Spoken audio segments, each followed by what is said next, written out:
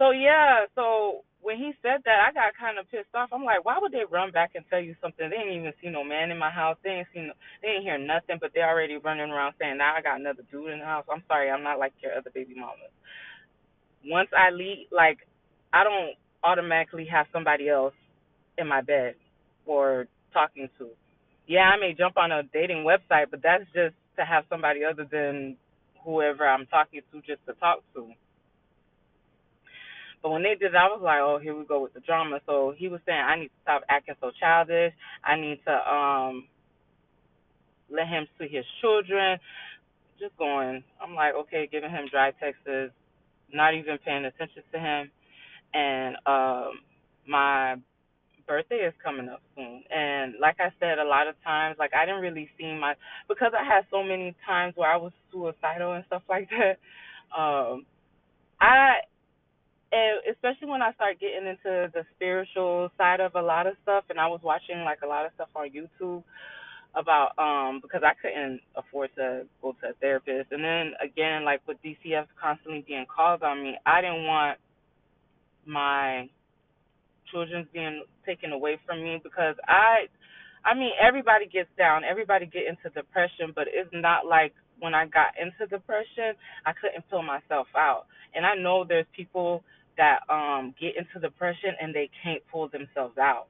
Like I haven't got to that point, thank God, where, like yeah, I'll go through days, where I'll cry. I won't clean up. You know what I'm saying? I'll let my children just store my house for like 2, 3 days before I actually like get up and start cleaning. But I know there's people that actually have to be on medication for that. Hasn't. It never got to that point. And I didn't want to be literally on record. And then with me having so many kids, and then like I said, like I always was worried about um my children ending up in the wrong hands. So when I started really like watching YouTube videos and like when I would go through these spills where I would cut everybody off, like I said, I would just stay to myself. And a lot of times I would just like watch documentaries, watch funny stuff to make me happy, just to get me out of, the little funk. So I remember watching some documentary about how powerful your words are, how lethal your tongue can be, and due to the like, I never every time because my dad died around my birthday, I always thought around my birthday was cursed because I don't know why I always thought like because I'm his oldest, like I would end up, pass. I would be the first one to pass away. Don't ask me why I thought like that. This is why I never thought I would see 30. This is why I never. This is why I always used to because my dad passed like in his early 30s, so that's why I was like I will never see myself past 21. Then 21 came. I will never see myself past 30. 30 came. 35 came. Like so when they were saying that, it made sense because I would always say, "Oh, I know something bad's gonna happen around my birthday. Oh, I know something always bad happens um around my birthday," and which it would always, especially with the income tax, especially with the second person I had kids with, it's like always something would go wrong.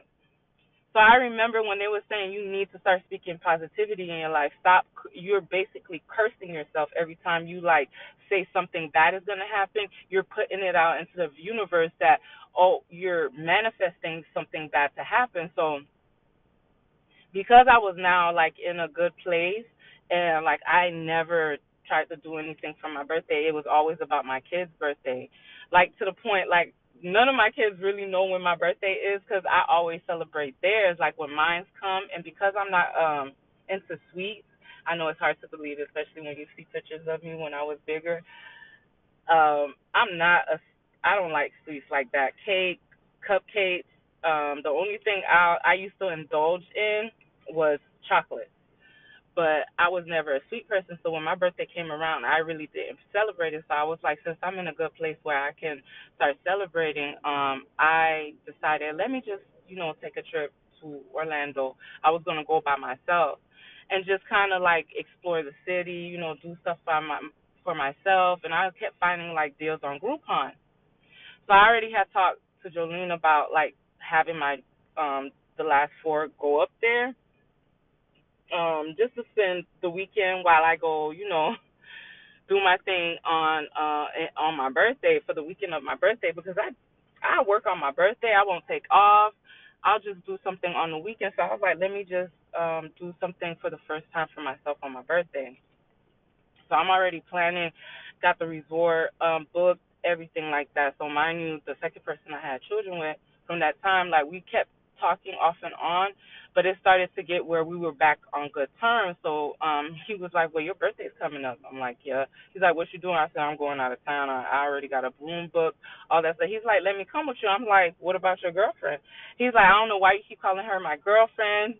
She's my baby mama. She got kicked out of her mom's house, so that's why she's staying at my place. Mind you, they only had a studio apartment.